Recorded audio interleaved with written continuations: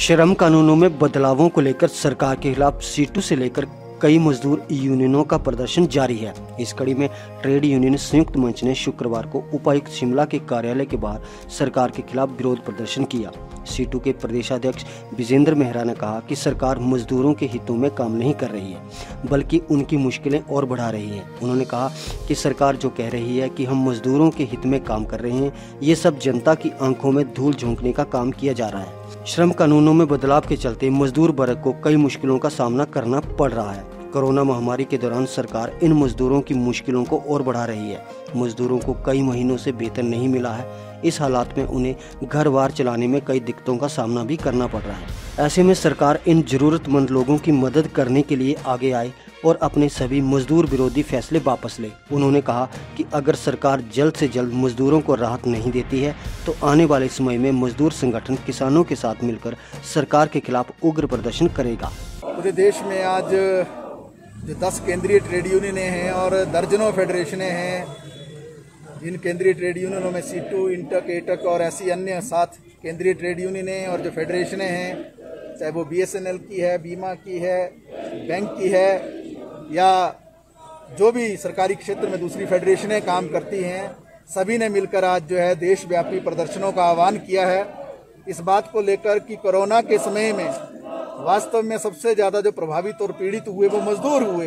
सबने देखा सड़कों पर मजदूरों को चलते हुए, 900 मजदूरों की सड़क पर चलते चलते जो है मौत हो गई। अनेकों जो महिला मजदूर थी उनकी जो प्रसूति है वो भी सड़कों पर ही हुई। मजदूरों को कुछ नहीं मिला सरकार की ओर से, लेकिन पूंजीपतियों के लिए बड़े बड़े पैकेज दिए गए। 20 लाख करोड़ का पैकेज भी ऐसा ही एक पैकेज था। हिमाचल सरकार ने जो यहाँ पर अभी पिछली कैबिनेट में जो पैकेज घोषित किया वो पूंजीपतियों और उद्योगपतियों के लिए ही था, लेकिन मजदूर को जिस तरीके से फायदा मिलना चाहिए था, उसका अप्रैल, मई, जून का जो वेतन था वो सरकार सुनिश्चित नहीं कर पाई। और सिर्फ ये नहीं बल्कि इस पूरे मौके को इस्तेमाल करते हुए पूंजीपतियों ने मजदूरों को नौकरियों से निकाल दिया। सरकार चुप रही। इसके साथ साथ ये भी कहना चाहते हैं कि सरकार केवल चुप नहीं रही बल्कि इसी समय में उसने मजदूरों के श्रम कानूनों पर हमला बोल दिया और जो कई कानून हैं उसको पिछले दरवाजे से बगैर संसद के अंदर, बगैर विधानसभा के अंदर उस पर चर्चा करके या तो प्रशासनिक आदेशों के माध्यम से या ऑर्डिनेंस के माध्यम से जो उसको बदल दिया। और इस तरीके से पूरा जो औद्योगिक विवाद अधिनियम है उसको पूरा बदलने की एक कवायद जो है सरकार ने कर दी। इसके साथ साथ जो कॉन्ट्रैक्ट लेबर एक्ट है उसको बदलने की कवायद की। इसी के साथ साथ जो फैक्ट्री एक्ट है उसको बदल दिया। 8 घंटे की ड्यूटी को 12 घंटे में तब्दील कर दिया। मजदूरों से हड़ताल के अधिकार पर जो है एक तरह से उसमें कटौती करने की कोशिश की।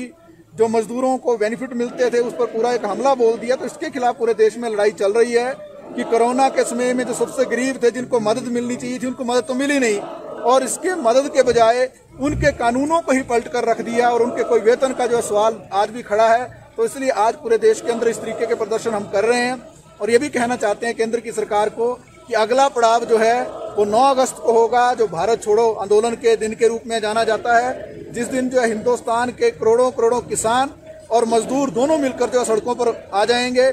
और केंद्र की मोदी सरकार को और हिमाचल सरकार को हम कहना चाहते हैं, मजदूरों को अप्रैल, मई, जून का वेतन दो। 7,500 रुपया हर उस परिवार को जो सरकार मदद दे जो आयकर मुक्त हैं, जो आयकर के परिधि में नहीं आते हैं। और इसके साथ साथ 10 किलो राशन जो है हर व्यक्ति को मिलना चाहिए। ये अगर सरकार नहीं करेगी, छटनी रोकेगी नहीं, मजदूरों की नौकरियों को नहीं बचाएगी, उनके वेतन को नहीं सुनिश्चित करेगी, तो निश्चित तौर से अगले पड़ाव का ऐलान जो है पहले ही कर दिया गया है, जो 9 अगस्त को होगा मजदूर और किसान आंदोलन के रूप में। हिमाचल दस्तक वेब टीवी के लिए शिमला से ब्रिजेश।